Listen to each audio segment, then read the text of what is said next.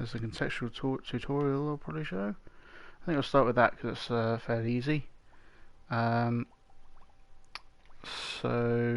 make sure I've got the right version. So I made a few remixes for reasons. Okay, here are the actual ones. So, alright.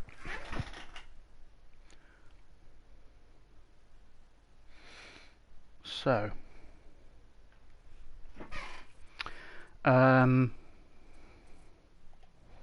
first I should probably show it off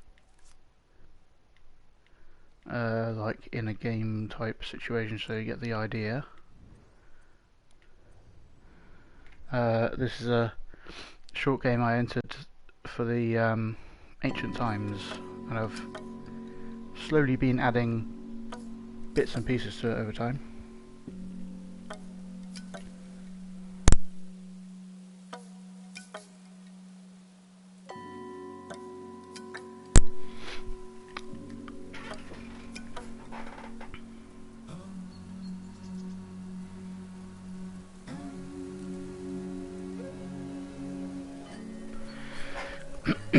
So, if I just sit here for a bit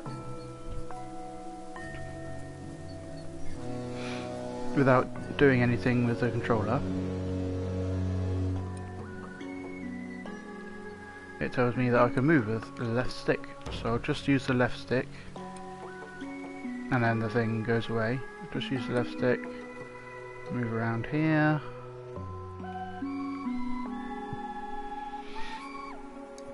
Approach up here, and I should have another contextual tutorial.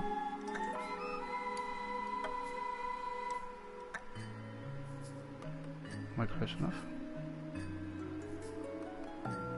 Maybe there's a bug. Yeah, well, that's the general idea is if you're in a place where it makes sense that you would have to use a particular control, you get a little pop-up telling you how to do it. So I'll turn off that setting. If you weren't aware, sometimes things look like that when you have a certain setting without the like borders. And if you go in preferences, accessibility, that's on UI size, so I'll put it back to small, and now they look like that again.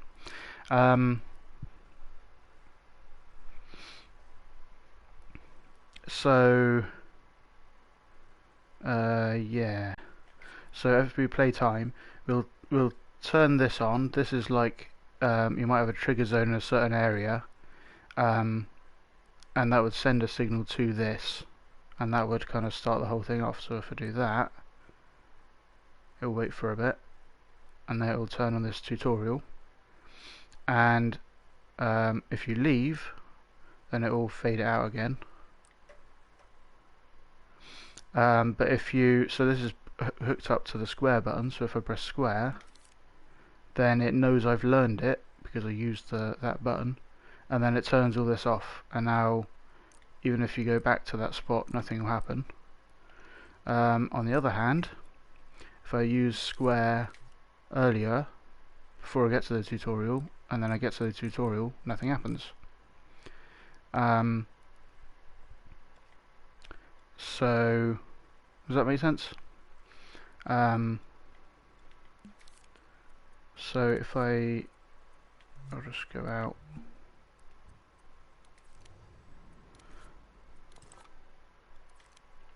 I'll just make like a little scene thing, and then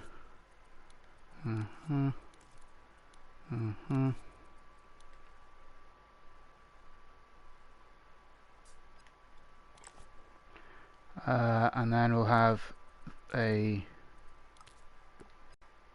trigger zone there.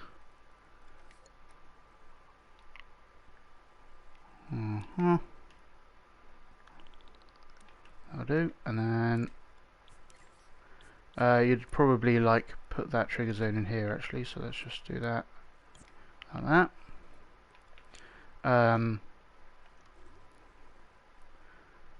Yeah, and then add a puppet. Whoa, that whole thing is way smaller than I thought it was. Okay. Right, so I haven't used square, I'll run over here.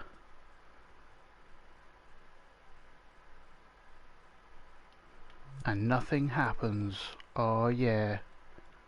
Just like I planned it.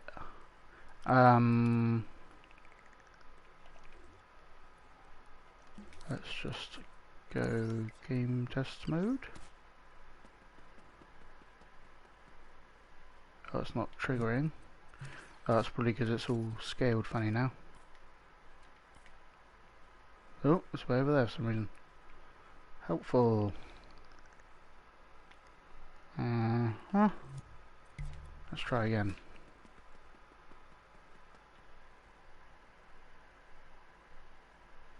Yeah, tutorial, and then press square. And then it goes away. So, this is some fairly simple logic, so I'll just kind of rebuild it. So I'll start with a microchip, and I'll just copy that over like that and turn this thing off.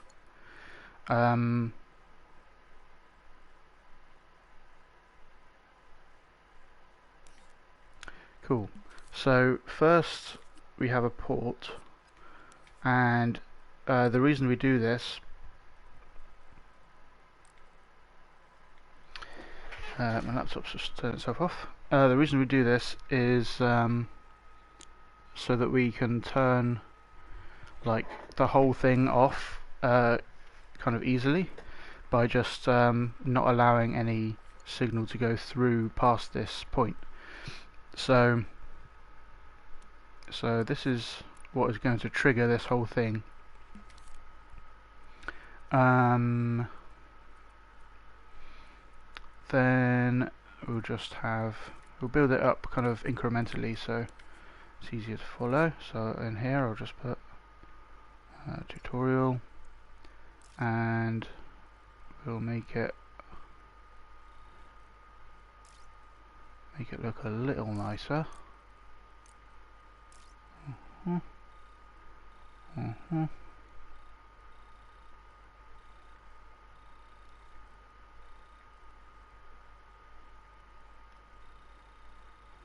Like that, and then put it in the bottom, in the middle, like that.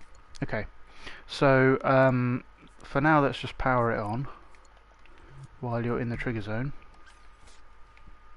This tends to be what people do as a very basic, like, let's have text on the screen while they're in a particular area. But the thing is, if they go back, also they do it with cameras and stuff. Also, but the thing is, if they go back, then it appears again, or that thing happens again. Open that screen, scale it up by grabbing the window and using up and down to scale it up. So just if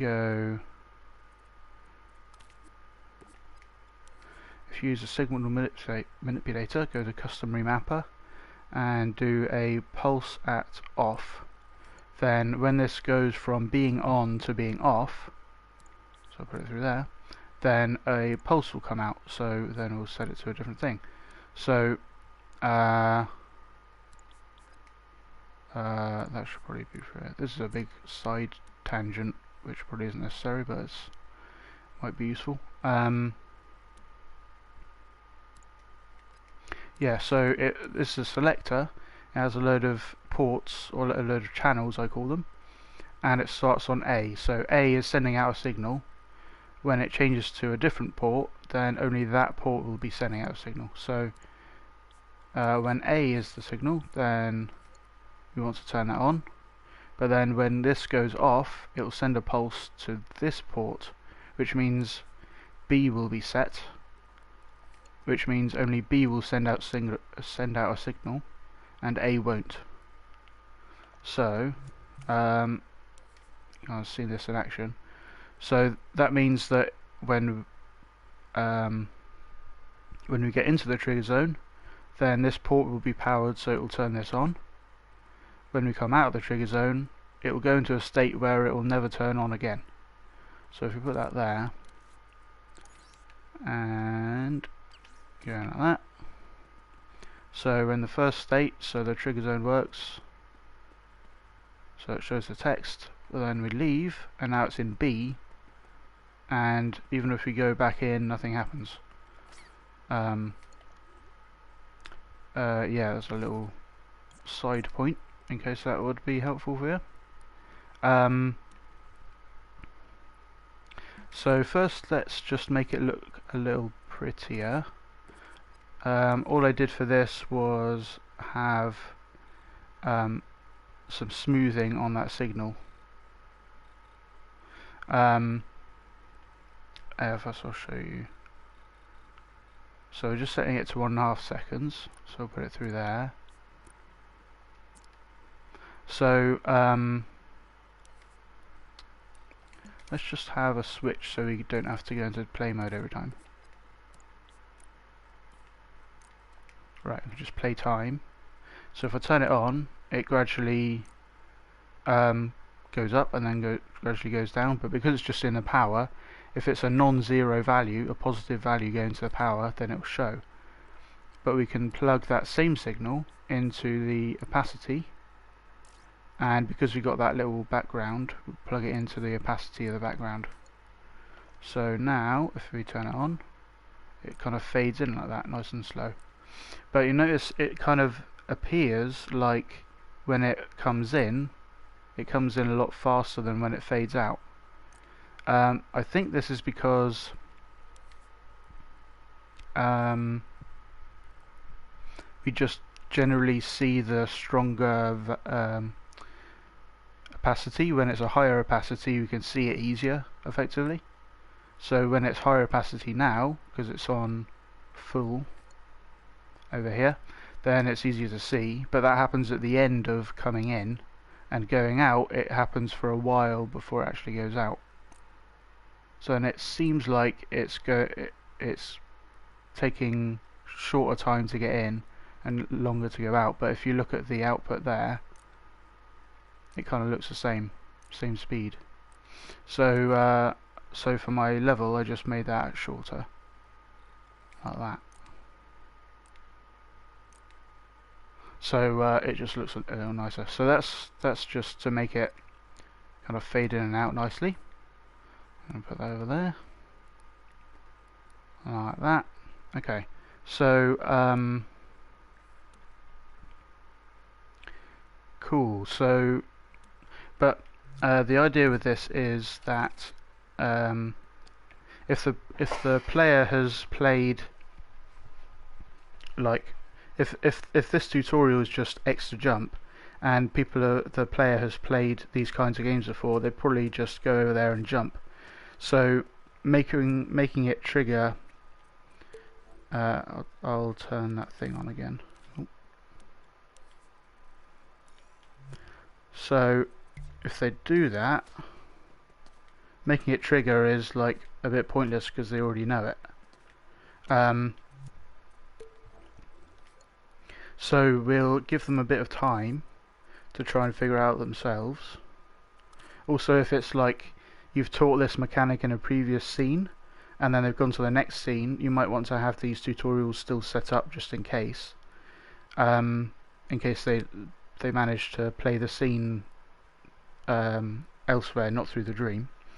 Then this like little delay will be helpful for that as well.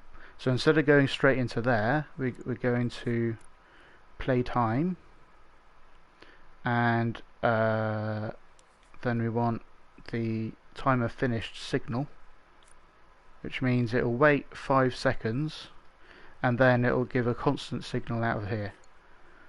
So it will be like this, but it will just be delayed by 5 seconds. So so if you watch this go up, and I'll go to playtest mode.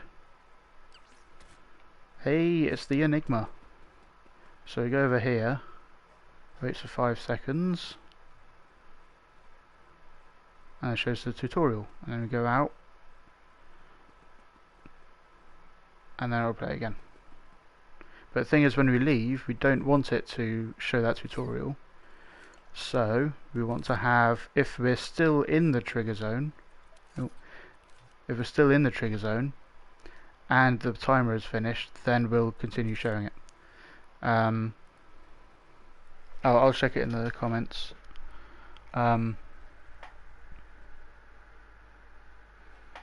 Text fade in seems buggy. Oh, are you using keyframes to adjust the opacity, and you do have keep changes on those keyframes? Here's the question. Because there's a bug where it like speeds up a tween blending on a timeline between keyframes, so that might be the problem.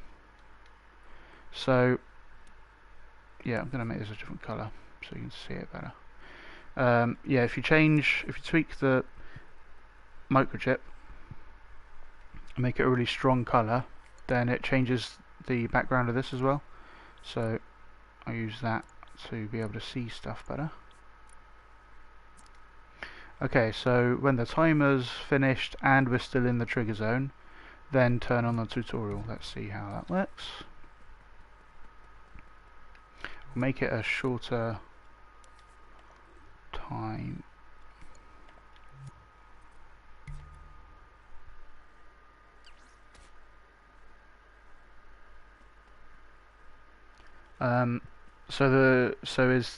Are the opacity ones not keep changes then? So that shows alright. But if we go in and then out, and it doesn't show. Cool. So now we want to know if the player has learned the thing. So for that, we're kind of going to cheat. We could. We basically want to know. We want to know if the player has pressed the button that we want them to press. So we could like wire this into here or something, stuff like that. But most of the time these are like single player games, so you can just kind of cheat a little bit and use a controller sensor and put it into remote controllable mode, which means it will just get the values, get the inputs that players are putting in. Just check the chat.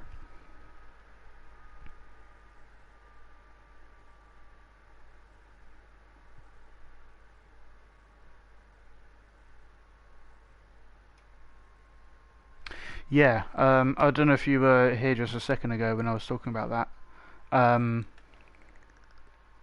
So I've got a setup here with a signal manipulator. I'll just plug that in there. Runtime. So that kind of fades it in and fades it out. But if you have it on the same number, then it appears to be slower on the way out. I think that is just because of how it appears to the human eye. When it's more opaque, then it seems to linger longer. The other reason might be just how it's rendered, because half see-through things are kind of rendered over time. So sometimes you see like weird effects where if you move text around and stuff like that, there's like a trail, because it's actually kind of deleting parts of it over time.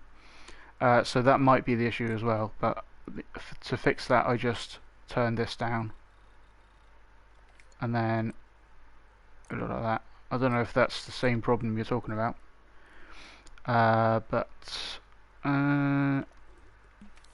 cool. I can have a direct look at the thing you're working on if it would be helpful in a little bit.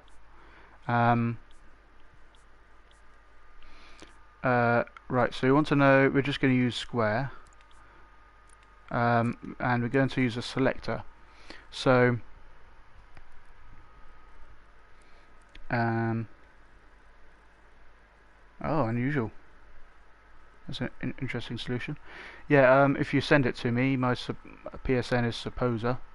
I could have a look at it on stream for you if you like. Right, so here's the square button. This is a selector. Did I mention this earlier? Yeah, I did. So it only sends out a signal from one of these. So originally it's going to be on A, so we'll use that as nothing has been learned yet. Then we'll plug square into B, so they've already used it and we don't have to do anything. Okay, I'll look it up in a bit. So so while they haven't learned it, so actually what I'll do, I'll show you this nice little trick you can do. So add a node, to go to no port. So this has not been learned, and we can name that.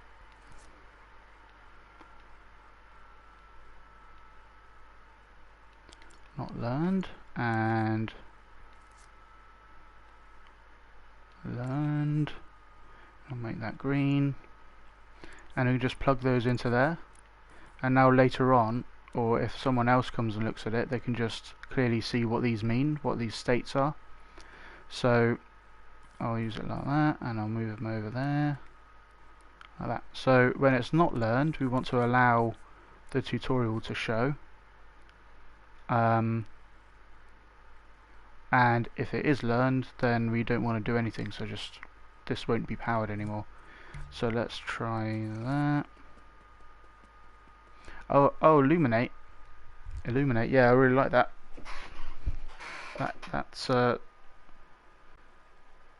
That'll get a vote if I ever see it in the judging area. Cool. So if I press square, it disappears, and if I go in and out, it doesn't show again.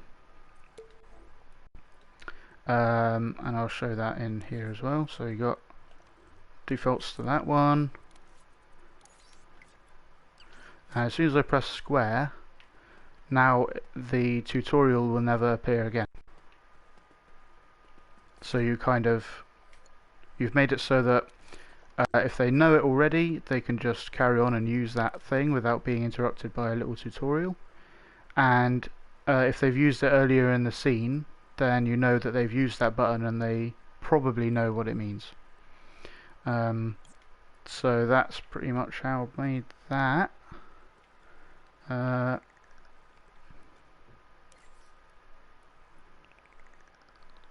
Okay. Is it remixable then? Can I go in and see it in edit mode? Yes, that's pretty much the same. So the other thing, I'll just bring it in actually, is for the sticks. When you're using this technique, these like mini tutorial things for analog stuff like the sticks or the gyro and things like that, then you probably want it to work a little differently, which is a little bit more complicated.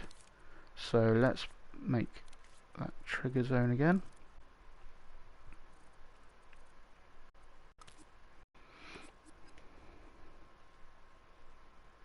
I don't think I'll be able to see it from your profile.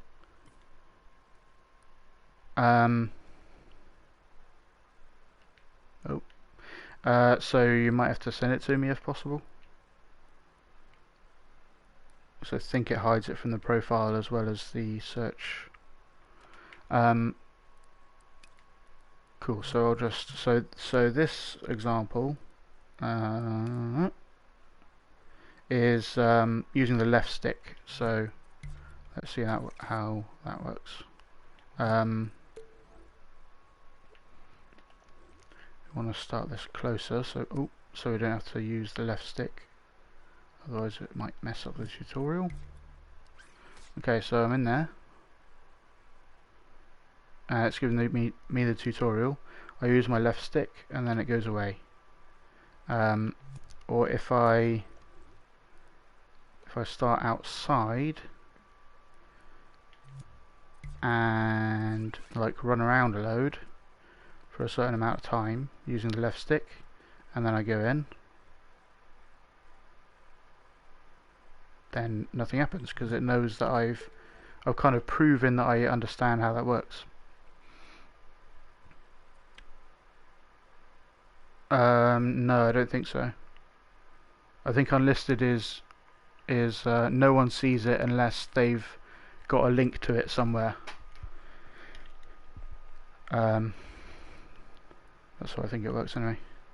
So if you like have to publish a scene because you copied something out with the save as new creation, then you can still publish it like remixable, but the original scene remixable, but just leave it unlisted, and then no one can ever find it unless they like have a link somehow. So yeah, so this part here is the same, but this part here is a little bit more complicated. So let's try making that from scratch. So we'll just copy this part because we know how that works anyway. And we'll copy that as well for testing. And we got the controller sensor, and that's it, and we'll turn that off.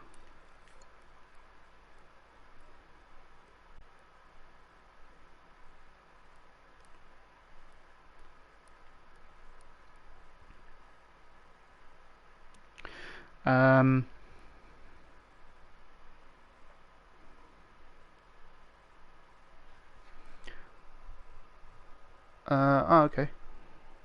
Yeah, you can just leave, if you just leave it listed, then I guess that would work. But yeah, people would be able to play those scenes or whatever. But yeah, it just depends on what you want. So oh yeah, we had a reset thing, which looks like it's not actually necessary actually. Okay, what's the first part we want to do? We want to get the we want to know if we use the left stick, so let's just do that first. Left stick, we'll just plug it. Oh yeah, okay. We'll find an issue with this, but we will find out. Oh, there we go. So let's put that small over there. Let's bring that up and playtest.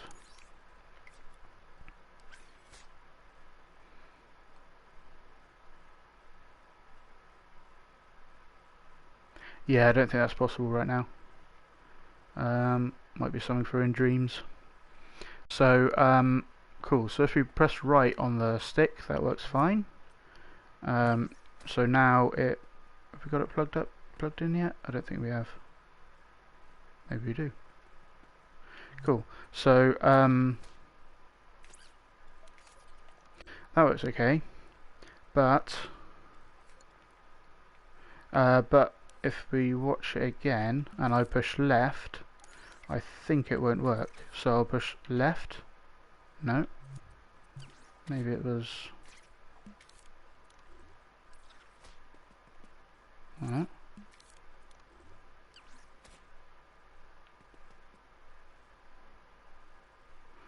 Oh, I remember. Yeah, so that wasn't the issue. If we grab a calculator, there is a bug. So if I plug it in here, because what I wanted to do was avoid it being like if the player kind of flicked it accidentally, like just a tiny bit, then they wouldn't necessarily notice what effect that had on the puppet. So I was going to have that be, if it's over that, then activate that. Oh. yeah, so you can see if I use the left stick, it's giving me 0 to 1, 0 to 1. But then if I push left or up, it's not finding that 0.97 is over greater than 0.48. I believe what this bug is the instead of it getting the normal magnitude, it's kind of making it negative for the calculation when it's left and up, which makes some sense if you know about computer stuff, and then positive if it's down and right. So there's just some bug going on there. So to fix that, I put that through here and use absolute value. This means that if it's negative, make it a positive. That's all it does. So then you get the absolute value and then check if that is greater than. So you won't see any difference, it'll still be 0 to 1. But if I go left or up, it still gives us the equals output, or the greater than output in this case. So now, cool. So if I just kind of creep in there without pushing it hard, then it gives us the tutorial. But if I like push it full a couple of times and go in, then it won't give us a tutorial. But as an extra failsafe, in my version at least, I gave it another timer, which kind of counts up how much time they've spent using the right stick, because again, if they kind of accidentally jog it, they might jog it all the way so that greater than would trigger, but then they may still not understand the relationship between that and the character moving. So I'll just make a new timer. So new timer, and I'll put it to speed mode. So if you weren't aware, so normally you put a thing in the timer, let's play time. When it gets to a positive thing, it will just start playing until the end. But if we put speed in, we can control the speed of how fast this time moves. So if I just do 0.1, oh, I've got to play time, then it's going at tenth of the speed. So for every 1 second, it's going a tenth of a second up, which might be a bit counterintuitive considering this is a timer and it's not actually counting time properly. Okay, fair enough. But what it gives you is can pause it and stuff. So if you play time, if the signal's on, then it will play normally. If you put the signal off, it will pause at that point, and then we can send it on again. So if instead that was a switch or some other like trigger zone detected or something like that, then you just turn it off to pause it. But for our case, this means we can know how long they've been using the left stick. So if you put that in there, and we'll leave that there, going to playtest mode. So we can see that I've used it for 1.4 seconds. And now we've used it for 5 seconds. So so what I'd like to do is just check if the player has used it for 2 seconds, let's say, and then when they have, then we will use that one. Then we can set it to having been learned here. So then it won't allow this to be triggered. So let's try that. So if we go in, tutorial appears. But if we rewind,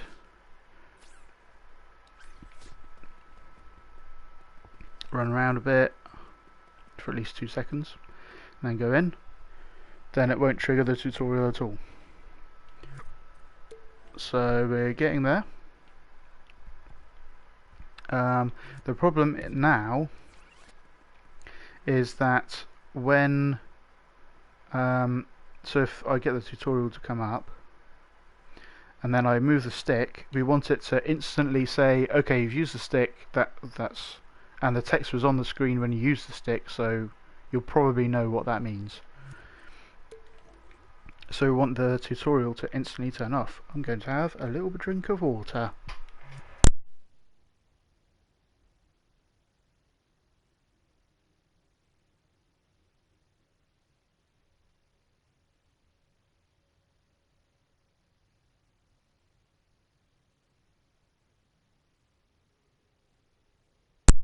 Okay.